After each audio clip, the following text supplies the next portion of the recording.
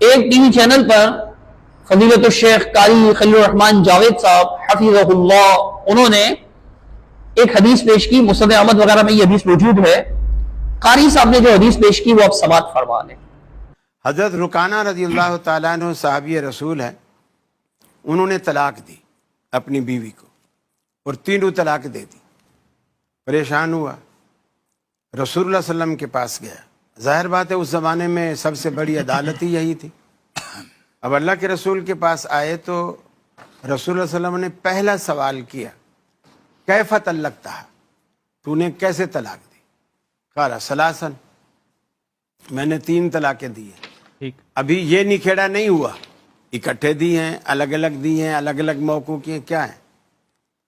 جب اس نے کہہ دیا ثلاثا تو اللہ کے رسول فوراً فرماتے کہ اب کچھ نہیں ہو سکتا، تو نے 3 طلاقیں دے دی ہیں، اب میرے پاس کیا لینے آیا ہے؟ یہ تو معاملہ تیرا پورا ختم ہو چکا ہے۔ لیکن جب اس نے کہا ثلاثا، میں نے 3 طلاقیں دی ہیں، تو آپ نے اس سے سوال کیا فی مجلس واحد، کیا ایک ہی مجلس، ایک ہی نشست، ایک ہی بیٹھک میں؟ قال نعم، اس نے کہا یا رسول اللہ میں نے ایک ہی مجلس میں دی۔ آپ نے فرمایا اب عدالت عظمیٰ کا فیصلہ ہے، یہ امام شافعی، امام مالک، احمد بن حنبل کا فیصلہ نہیں ہے، عدالت عظمیٰ کا فیصلہ ہے۔ وہ فیصلہ کیا ہے؟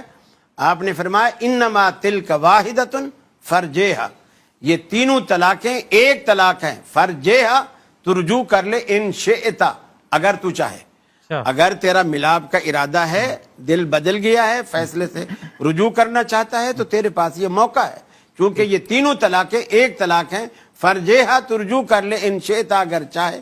قال فراجعہا، راوی کہتا ہے کہ حضرت رکانہ نے رجوع کر لی۔ اب قاری صاحب کی پیش کردہ حدیث ہم نے ساتھ میں سکین بھی لگا دیا تاکہ سند آپ کے سامنے رہے۔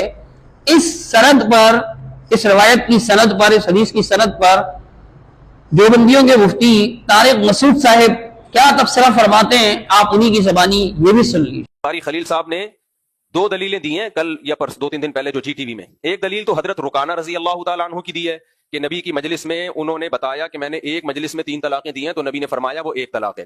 قاری خلیل الرحمان صاحب سے انتہائی احترام کے ساتھ گزارش ہے، آئندہ جب ٹی وی کے چینل میں یا یوٹیوب پہ آپ یہ حدیث سنائیں تو اس کی سند پڑھ کے سنا دیا کریں۔ جب آپ سند پڑھیں گے نا تو اس کی ڈیپ میں جانے کی بھی ضرورت نہیں ہے، سند میں ہی ایک راوی ہے جو مجہول ہے، بعضو کے الفاظ ہیں، اس کا نام ہی نہیں ہے نا اس کی کنیت ہے، ایسی حدیث محدثین کے نزدیک کبھی بھی حجت نہیں ہوتی، ضعیف ترین حدیث ہے وہ۔ مجھے طارق مسعود صاحب کی اس بات سے رتی برابر بھی اختلاف نہیں۔ ہر وہ روایت جس کی سند میں راوی کا نام یا کنیت مذکور نہ ہو بلکہ عن رجل ہو یا بعضو ہو، اس طرح کا کوئی لفظ ہو کہ جس میں اس کے نام اور کنیت کا پتہ نہ چلے کہ یہ کون ہے، تو مجہول راوی ہوتا ہے، اور ایسی روایت ضعیف ہی ہوتی ہے۔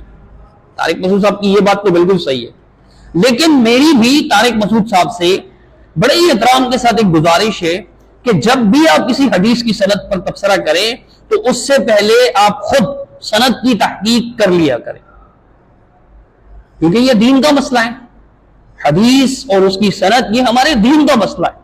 آپ خود تحقیق کر لیا کریں کہ آپ جو تبصرہ کرنا چاہ رہے ہیں وہ واقعہ کے مطابق بھی ہے یا نہیں، واقعہ میں ایسا ہے بھی یا نہیں۔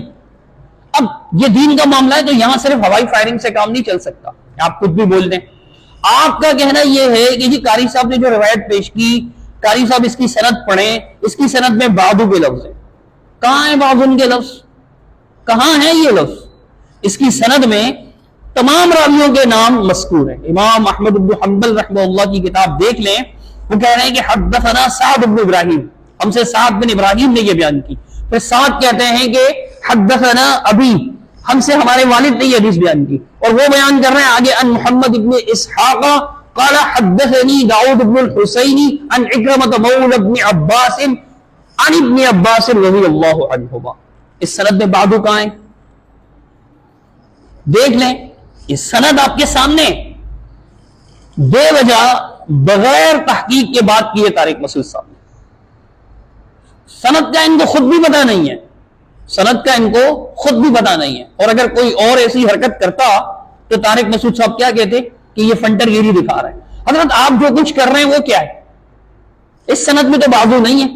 اب یا تو آپ کو سند کا خود پتہ نہیں ہے اور آپ نے ہوائی فائرنگ فرما دی، یا پھر آپ جانتے بوجھتے طارق مسعود صاحب قاری خلیل الرحمان جاوید صاحب پر غلط بیانی کر رہے ہیں، جیسا کہ آئے دن آپ اہل الحدیث علماء پر اور اہل الحدیث پر غلط بیانی کرتے رہتے ہیں، اسی طرح آپ نے جان بوجھ کر غلط بیانی کی ہے۔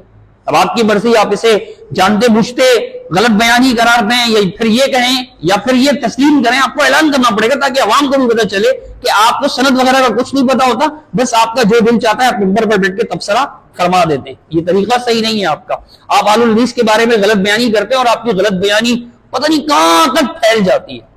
یہ نہ کریں، اللہ کا دین ہے، آپ کو آپ کے لوگوں نے مفتی کا لقب دیا ہوا ہے، اس لقب کی کچھ لاج رکھیں اور تحقیق کے ساتھ بات کیا کریں۔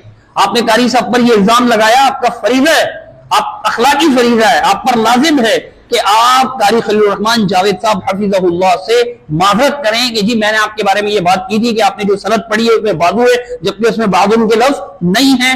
آپ کو چاہیے کہ آپ ان سے معذرت کریں۔ اللہ تعالیٰ آپ کو توفیق عطا فرمائے۔